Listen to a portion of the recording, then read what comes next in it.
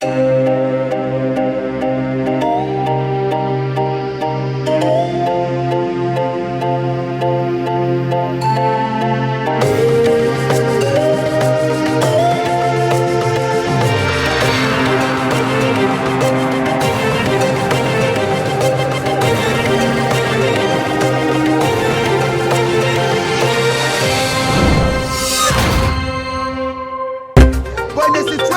you find that they look like the same, not necessarily tribal or regional. But I have said that.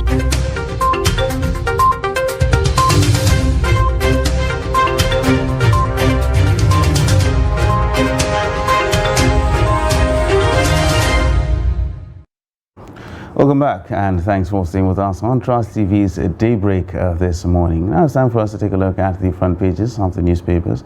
We're going to start with Daily Trust newspaper. This is the major story on the front page. Energy, cash shortages push inflation to 21.91%. And it comes here with riders as Kwara, Imo, Lagos paid more for food in February. Traders skeptical about old Naira notes and want Buhari to address nation.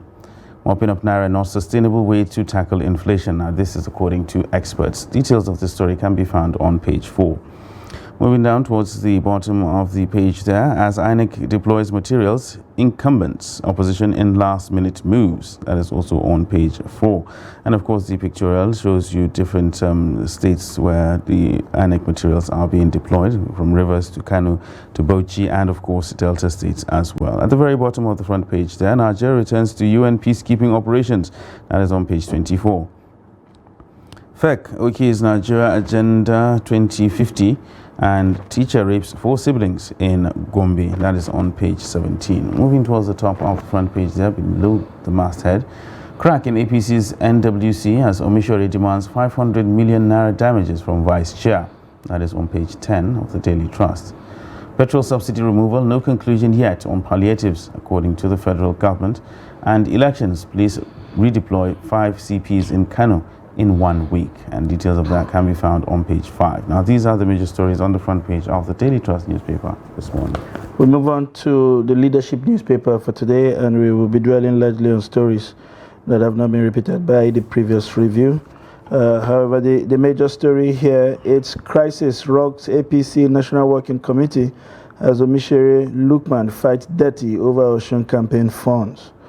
National Secretary threatens 500 million naira libel suits against Vice Chairman. He's trying to bully me, Lukman, and party keeps mum. There you have pictures from the National Executive Council meeting there with the Minister of State Transportation, as well as the Minister of Works and Housing and the National Security at their side there in Etete at Tete. And to other stories on the front pages. Front page, 17 die in Bauchi auto crashes. This is coming from the road safety. And Emir Bairo cautions against do or die politics. Kano is an important place to watch for this election. Presidential polls, NBC sanctioned 25 airing stations, 116 orders. And FG shift population census to May. Direct central bank to make Naira available, Southern Middle Belt leaders tell President Muhammadu Buhari. And finally, INEC finalizes preparations for governorship National Assembly elections. These are the major stories on the front page of the leadership newspaper. Next, we'll take a look at the Punch newspaper. The major story on the front page is new Naira pains persist despite fresh CBN orders. And we have riders here that says queues, chaos in banking halls as scarcity worsens. Banks expect more notes from CBN before Saturday polls. Election poster, Lagos summons principal for punishing pupil. That is on page 13. FG shifts census to May. And Nigeria joins UN peacekeeping mission 10 years after exit. That is also on page 13 of the Punch newspaper. Moving towards the top of the front page there. Private sector blames Naira crisis for inflation surge. That is on page 21. Parties warn INEC against BVAS problems repeat. And fuel consumption hits 80 million daily. That is on page 21. And right beside the masthead there, Afenifere leader congratulates Tinubu, endorses Sanwo-Olu. That is another story on the front page of the Punch newspaper. Now, these are the major stories on the front page of the Punch. And moving on to the Nigerian News Direct, this is staying with the forthcoming elections. Saturday, Guba, House of Assembly polls, FG battles fresh cybersecurity attack. With the riders there as INEC distributes sensitive materials, recirculation of old Naira notes will not revive vote trading. ICPC says it is prepared to prevent electoral fraud. Elections will be one of the best conducted in Nigeria, INEC boasts. And there we have the picture of the Lagos State Governor Babajide Sanwo-Olu, who paid a visit to one of the bond markets in Lagos where he made a donation of 100 million naira. Transcorp Hilton's Abuja wins another Traveler Review Award, the Traveler's Preferred Choice, always. And man sentenced to life imprisonment for raping 11-year-old girl. And to other stories, Joint Development Commission, Dibasco mobilizes votes for Sanwo-Olu Abiodun's re-election. These are the major stories on the front page of the Nigerian News Direct. All right, next we'll take a look at the Nation newspaper. The major story on the front page: banks run out of old new Naira notes to pay customers. And riders here, CBN fails to honor cash request. Branches shut. And I'm still talking about the Nation newspaper. Sanwo-Olu lifts Akere market victims with 100 million naira. Moving towards the top of the front page there, governorship battle hots up in Lagos, Oyo. And it says Lagos PDP chieftains defects to APC, support swells for Makinde. At the very top of the front page there, why Nigeria Air may not fly before May 29th. And food, petrol prices raise inflation to 21.91%. Now, these are the major stories on the front page of the Nation newspaper. We move on to the Blueprint Nest, also still staying with the polls. APC, PDP, LP in last-minute battle for Lagos, Ebonyi, Taraba, and Plateau. Gombe, Kwara, Nasarawa 2, Diasporans back Sanwo-Olu, Rhodes Viver, Kes Bodes George, and Buckner's support. 6 parties gang up against Inua. PDP says APC has no candidate in Taraba. Obi leads Dukum's campaign in Plateau. Ayim backs APC in Ebonyi. And Dogara accused behind APC's Sadiq in Bauchi. Confusion in Kwara over LP PDP accord. You will find all of these details on pages 6 and 8 of the Blueprint newspaper. To other stories, I don't go on exile. I won't prosecute you, Tinubu. Don't go on exile. I won't prosecute you, Tinubu assures, but the judge. This is becoming dramatic. APC National Working Committee members at war over campaign funds. And 10 killed in fresh southern Kaduna attack. FGOK 16 billion for road linking second Niger bridge. And Nigeria may lose 15 trillion to Naira redesign policy, Rwani warns. And lastly, we have DMO reopens 4 FGN bonds valued at 360 billion naira. These are the major stories on the front page of the Blueprint. All right, next we'll take a look at First News newspaper, and the major story on the front page reads: Global Terrorism Index, IPOB ranked world's 10th deadliest group and launched 40 attacks, caused 57 deaths in 2022. Towards the bottom of the front page there, MBC sanctions 25 stations, issues final warning to 16 others. INEC to body George, ICT staff, career officers and politicians. Omishori threatens lawsuit against APC vice chairman, demands 500 million naira damages. And election, why many experienced rep members lost out, according to Bajak Yamila. And towards the top of the front page there, INEC, Wiki plotting to rig governorship polls. That is according to the opposition parties. And police will protect your votes. AIG assures Kaduna voters. Food, fuel, jack inflation to 21.9% in February. And at the very top of the front page there, governorship polls, FG shifts population census to May. These are the major stories on the front page of the First News newspaper. And moving on to this Nigeria. We are almost ready. 48 hours to polls. INEC distributes election materials nationwide. Nigerian Broadcasting Commission sanctioned 25 stations, issue final warning to 16 others over election broadcast. And to other stories, fuel subsidy causing too much deficit. Finance Minister laments. You'll find the details of that story on page 5. And to other stories which we have not taken from previous reviews.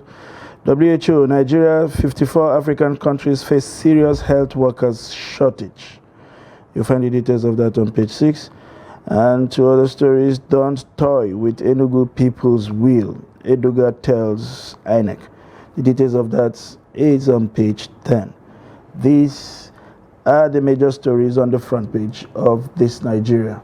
We now have joining us in the studio as always, the editor-in-chief, Deadline newspaper, Marlon Nasrullah. It's a pleasure to have you join us this morning. Good morning. It's good to be here. Thank you.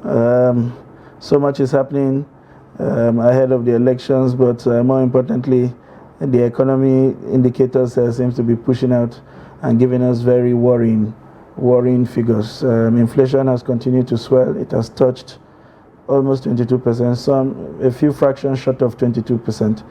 And this is coming on the heels of the cash crunch and all of the assurance both from the president and the CBN governor that all of that policy was going to help somehow curb what appears to be a rising or an unabating inflation figures in Nigeria. Were you disappointed when these results came out, or was this something that was expected? Actually, it was expected because so many experts have already spoken along that line. Even now that the CBN, or is it the Central Bank of Nigeria, has grudgingly, accepted the verdict of the Supreme Court, the banks are now complaining that they don't even have the amount to service their customers. And some are even saying that just like the president addressed the nation to tell us to start accepting the old 200 naira notes, probably this time around he also needs to come out to tell Nigerians, because maybe some are waiting to hear from him. But one thing about inflation is the fact that your income has not increased, but then you still have to spend more to do things that you require, things that you need to do. Like if you look at the price of bread, for instance, I'm not talking about the high-class ones that you see around. Which is one of the issues, some of the things that were also adduced for the increases. They talked about cereal, they talked about bread, and then fuel. And the breads that you see, especially the ones that you see with tea vendors and what have you, what you used to pay 100 naira to get, now you need 120. And like I said, you are doing that even when your income has not in any way increased. So it's actually a big issue, and I hope, like you see, the energy and cash shortages.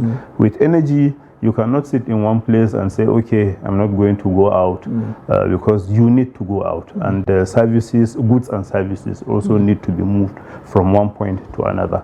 And then people have no cash to do all this, especially those that are into small scale businesses like cobblers, like those selling sachet water and what have you.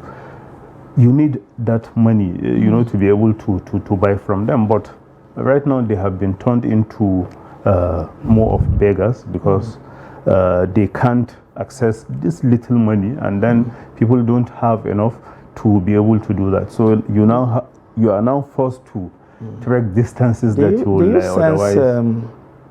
A crisis, a problem, a crisis of confidence by Nigerians on, say, the Central Bank of Nigeria, because we have also noticed that everybody is rather preferring to hold the money rather than spend it, because of the fear that when you let go of the 2,000 or 3,000 you have, there are chances that you are not able to get more. Yeah, that's probably what the experts were saying when they said probably President Buhari should also address the nation, because I have seen so many people saying that even though the CBN has said we should start using it, honestly, I don't think I should start doing that. They are waiting for the president to come in. And I think nothing should stop the president from, I'm not saying he must address the country the way he did in the case of the old 200 naira notes, but at least even a statement, from the president, I think it will help a lot. All right, well, from the naira scarcity now, let's talk about another pressing matter. The elections are just around the corner. We have 2 days, exactly a couple of days to the election. And INEC is saying they are almost ready. Have we seen this dance before? Yeah, certainly. 2 days to election, if you are not ready, then when will you be ready? And I hope this time around we are not going to have the problem of voting materials not reaching the polling units on time, and the beavers malfunctioning,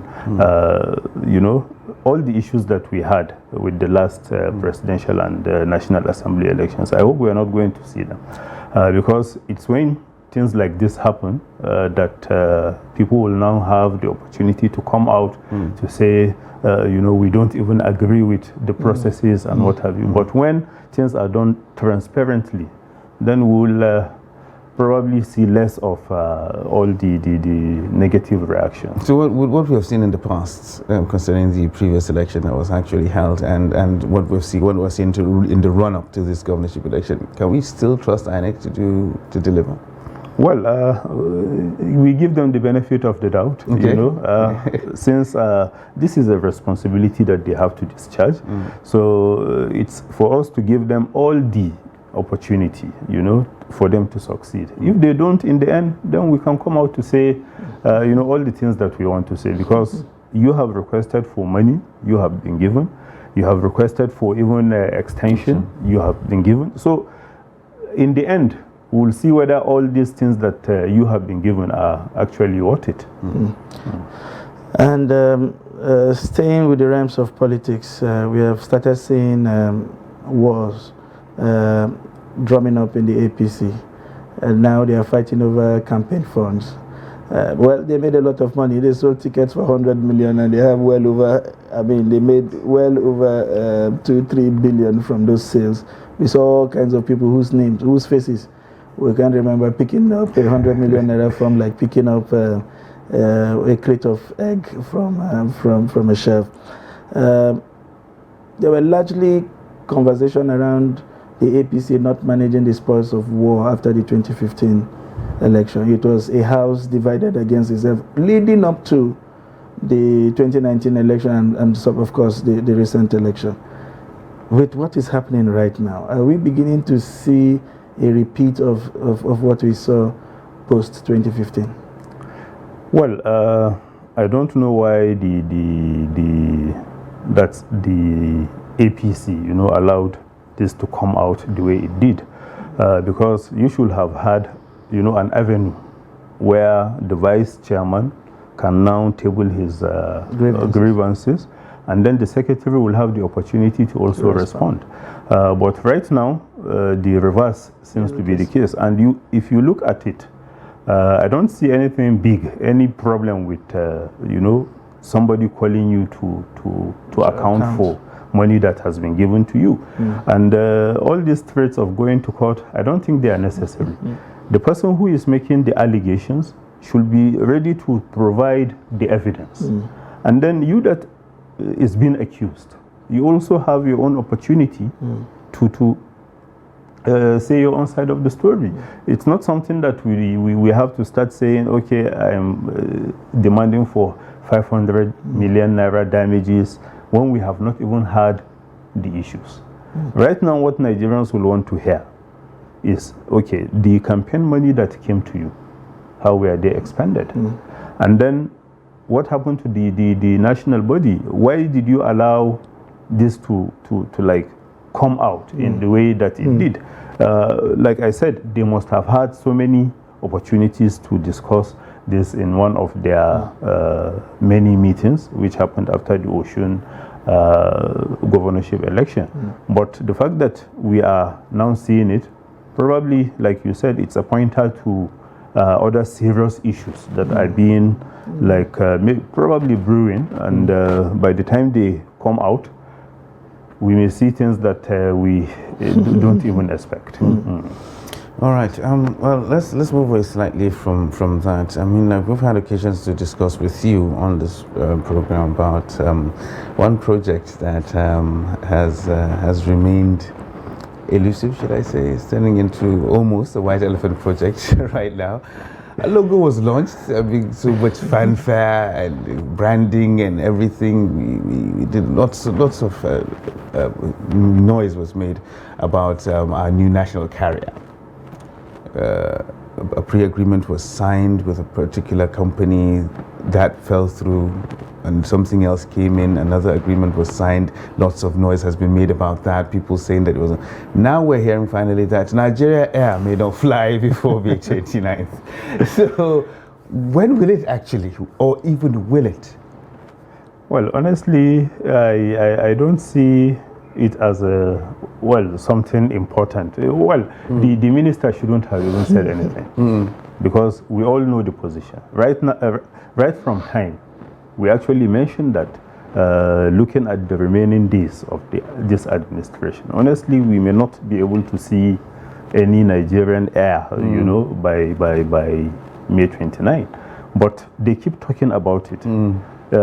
So that they will now justify all the money, that has been expended on the logo, on hiring consultants, on, all the things that are not even important as far as having an airline is concerned.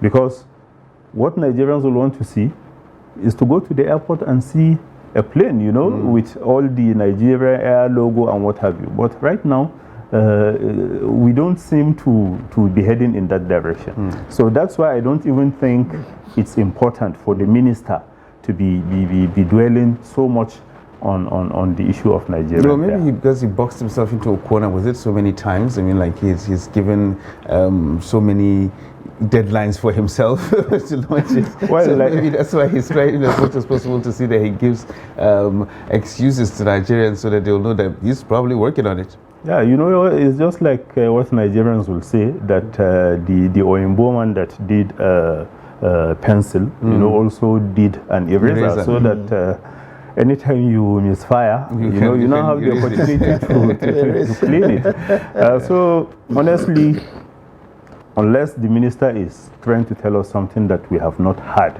before, I don't think he should be spending time dwelling on the Nigerian air issue again. Interesting. Maybe we have a Nigeria Air in the presidential fleet. It's one of the biggest fleets, even compared to commercial carriers in Nigeria. The presidential fleet seems to have more fleets than carriers in Nigeria. We could start from there. This president promised it from the start, but somehow I think he enjoyed the fanfare because he's headed to one part of the world. With one, the wife is headed in an opposite direction, and the children are headed somewhere else with the presidential fleet. Yeah. Maybe he just realized that there weren't even enough in the presidential fleet to talk of bequeathing some to the Nigerian project. But we move on to another story that the Punch newspaper carried today, which was that Nigeria has rejoined the UN peacekeeping mission 10 years after exit. And one wonders, we are grappling with insufficient police personnel in Nigeria. We saw how there that is in this election, where it was even difficult to find the right numbers to police states with all of the issues that we saw. What is there to gain in the peace mission when we have not been able to put our house together? Is there any sense in going back to this? Yeah, I think it's very important, Nigeria being a player, in the Committee of Nations. If you contribute, in solving the problem of one member, then you will now have the right, to also demand for same. But when you fail to do your own part of, it's not like compulsory, for nations to do that. But when you show concern and, show the world that despite the fact that you are having your own challenges, you are also concerned about the level of insecurity and other problems that are happening around the globe. But so many Nigerians will argue, and I think they have a right to do that Right now, we are faced with so many challenges, not just what the police can handle, even the military. I have seen so many reports recently saying that, in fact, it has been in the media for quite some time that we are, if you look at the military deployment around the country, you know, in about 30 or so states. So it's like we have that need for more manpower in that regard. So when we don't have enough, why should we start thinking of going out? I think the authorities should be able to disabuse the minds of those who think this is unnecessary. This is something that you shouldn't be doing when you have your own challenges to face back at home.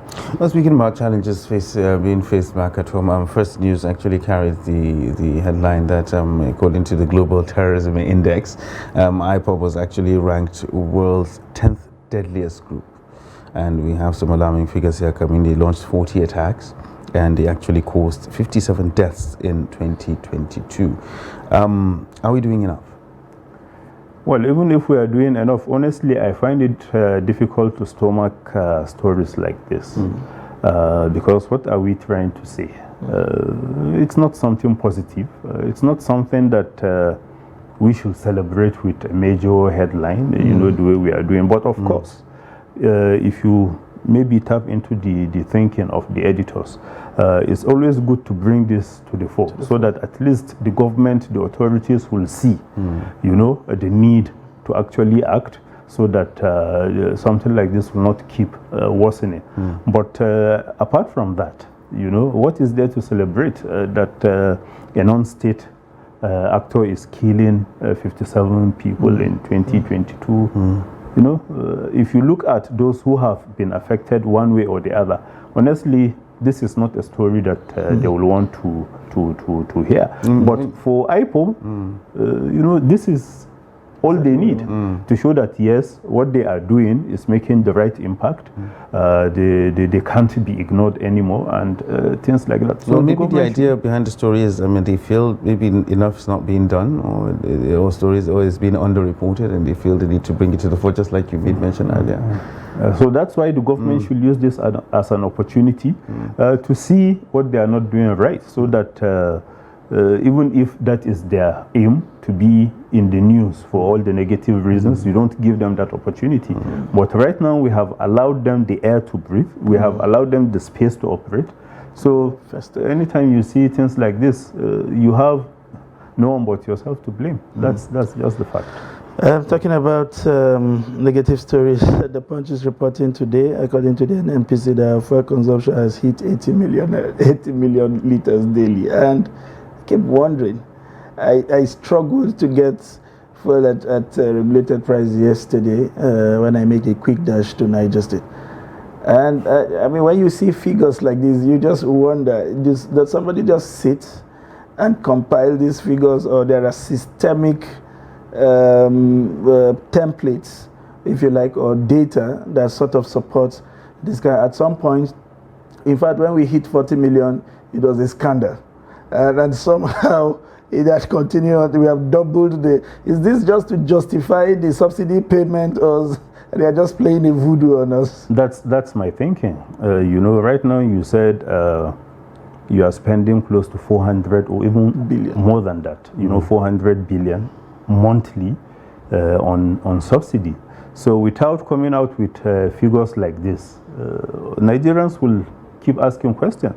And, you know, okay, even the Customs Controller General once said that, and I think the Chief of Naval Staff also said it, that if you look at all the allegations that the NNPC is making about maybe smuggling, oil theft and what have you, for you to be able to steal that amount of fuel, you know, you will need like 500 trucks, you know, and just imagine seeing 500 trucks, you know, in one place, and then the amount that they will be able to carry. So honestly, I don't see this as anything outside the attempt to justify the money that we keep spending on subsidy. So whoever is coming in after May 29, I think he has a responsibility, you know, to investigate this claim so that Nigerians will know. It's not just for, okay, why don't you be transparent about this so that if you have the figures, allow us to see them and so that we will see. Yeah, but right now, what you said is the only thing that we have. We don't have any other thing to counter it. Well, so the National Assembly challenged them the last time. They said they are not a private company, so they should allow them some time to breathe. Well, even if they're a private company, at least government, they are owned by the government. And whatever the government owns, you know, the relevant authorities should be able to play that role, you know, oversight function and what have you. Just because you are a business entity does not mean we should not look into your books. Even commercial entities, you know, private concerns, they do auditing.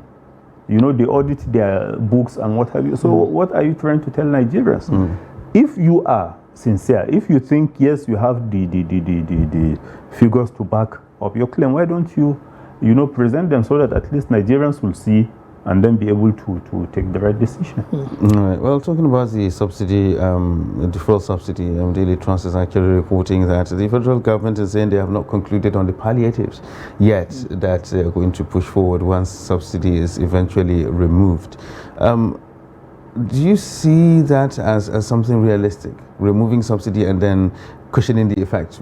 What can they do to do that? Well, probably I think there is a political capital to gain out of the removal of the subsidy. If not, honestly, I think you should just allow the incoming administration to worry about all that. Because if by now you still don't know what palliatives to come up with or the things that you need to do before doing away with the subsidy altogether, then I think it's better for you to just serve out the remaining days and allow the incoming administration, which I believe by now, you know, should have started thinking along that line, because the president-elect had already said that during the campaigns, that whether Nigerians like it or not, whether they will cry or not, he is going to remove subsidy. And honestly, if you look at the numbers, why should you be spending 400 billion naira monthly on something that you have to go to the black market to buy?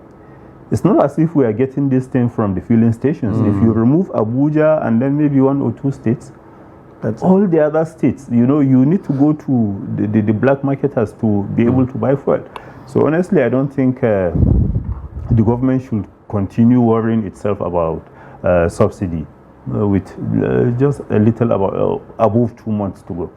Honestly, I think the incoming administration should worry about things like that.